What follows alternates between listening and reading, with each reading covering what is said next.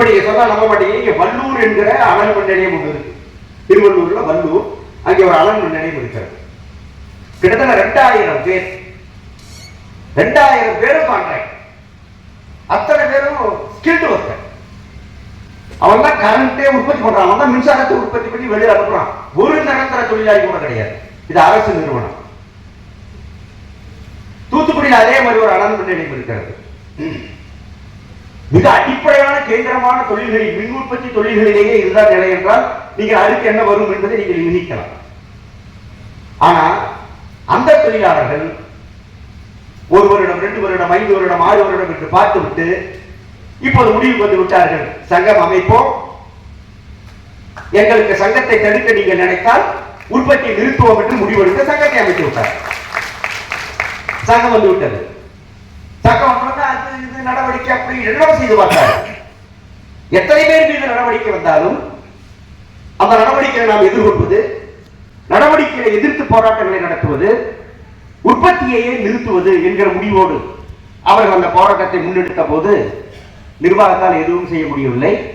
அதற்கு பிறகு பணி நிரந்தரம், கான்ட்ராக்ட் அல்ல, நான் நிரந்தர தொழிலாளி அறிவிக்க வேண்டும் என்று அவர்கள் கோரிக்கை வைத்து போராட்டம் 17 நாள் ஸ்ட்ரைக் பண்ணாங்க.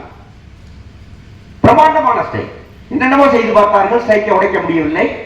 கடைசியில இப்போ நல்ல சம்பள உயர்வை பெற்று இருக்கிறார்கள். கிட்டத்தட்ட 30,000 ரூபாய் சம்பள உயர்வு அவர்கள் வாங்க போகிறார்கள். அது மிகப்பெரிய சாதனை. அடுத்து பணி நிரந்தரம் என்கிற போராட்டத்திற்கு அவர்கள் இப்போது திட்டமிட்டுக் கொண்டிருக்கிறார்கள். நீங்க கான்ட்ராக்ட் என்றோ எந்த பெயரில் தொழிலாளி நீங்கள் வைத்தாலும், உழைப்பு திருட்டுக்கும் சுரண்டலுக்கும் ஒருவனை நீங்கள் உட்படுத்தினாலும் அதை எதிர்த்து அவன் எழுவான். அதை எதிர்த்து முறியடிக்க அவன் போராடுவான். அவனை அவன் ஒன்றுபடுத்திக் கொள்வான். அடிப்படை மார்க்சிஸ்ட் இது. அதுதான் இன்றைக்கு எல்லா இடங்களும் நடக்கிறது. உங்களுக்கு பெங்களூர் ஹைவேல 15,000 பெண்கள், 18 வயசு 20 வயசு பெண்கள், பாக்ஸ்கான்ல வேலை பார்த்த பெண்கள் ஒரு இடத்துல அடைச்சு வச்சு அப்படியே வேலைக்கு கூட்டி போமா, சொல்ற வேலை கூட செய்யணும், அப்படியே கூட்டி வந்து கொஞ்சம் சோறு போட்டு படுத்து வச்சிருவோம். இப்படிதான் பஞ்சாலைகள் இருக்கிறது. பஞ்சாலைகள் நீங்க பாத்தீங்கன்னா அவங்களுக்கு ஒரு ஹாஸ்டல் மாதிரி ஒரு கட்ட வேண்டியது, அது ஒரு 2 டிவி வச்சிட வேண்டியது, 12 மணி நேரம் வேலை வாங்க வேண்டியது, உள்ள கொண்டு போய் நீங்க இங்க படுத்துங்கன்னு சொல்ல வேண்டியது. எப்ப அவர்களுக்கு தேவையும் போதுமான ஆள் வர வேண்டியது, உடனே வந்து கூப்பிட வேண்டியது. இல்லைங்க நான் இப்போ வர முடியாது, எனக்கு அந்த 3 நாட்கள், அதெல்லாம் பிரச்சனை இல்லை மாமா என்று இழுத்து கொண்டு போகும். எந்த விதமான கன்சிடரேஷனும் கிடையாது. ஒரு வயிற்று வழி, மற்ற வழி எதுக்கும். இது அந்த காலத்துல ஏங்கல்ஸ் எழுதின இந்த ஒர்க்கிங் கிளாஸ் இன் இங்கிலாந்து அந்த புத்தகம் படிக்கிற மாதிரி தான் இருக்கு. அந்த பெண்கள், அவங்களுக்கு அரசியல் கட்சி தெரியாது, தொழிற்சங்கம் தெரியாது, நேர பள்ளிக்கூடத்துக்கு கூட்டு வந்த பெண்கள் அவர்கள்.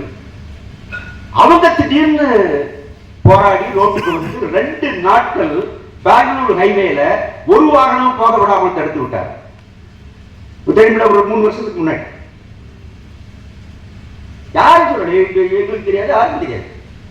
எப்படி இந்த போராட்டம் வந்தது? இதுதான் கிளாஸ் இன்ஸ்டிங்க்ட், இதுதான் கிளாஸ் வார். நீங்க தடுக்கவே முடியாது. 3 மந்திரி வந்து கட்டக்காரன அடிச்சு பார்த்தாங்க. வந்தவங்க, அம்மா நான் மந்திரிமா இருந்துட்டு போவா, இந்த பொண்ணு சொல்லுது. இதெல்லாம் வீடியோ இருந்து மந்திரி என்ன இருந்துட்டு போ, நீ யாரா இருந்தா கண்ணியா? கடைசியில நம்மள மாதிரி ஆளுங்களாம் போயிட்டு இருந்து கொஞ்சம் முட்டு நல்லா போயிட்டு இருந்து சமாளிச்சு எல்லாம் பண்ண அப்புறம் நம்ம மேலே கேஸ் போட்டாங்க. அடிச்சான், நம்ம மேலே கேஸ் போட வச்சுங்களேன். 2 நாட்கள் அந்த போராட்டம் நடந்தது. கோரிக்கை என்ன? தலைமை யார்? எப்போது முடிப்பது? எந்த தெளிவும் இல்லாத ஒரு போராட்டம், தன்னெழுச்சி போராட்டம். லெனின் இதை பத்தி ஏராளமா எழுதுறார், what is to be ton எழுதுறார், மக்கள் எழுதுறார். இந்த தன்னெழுச்சி போராட்டங்கள் என்பது வெடிக்கும், அது உரிய இலக்க போய் அடையாது.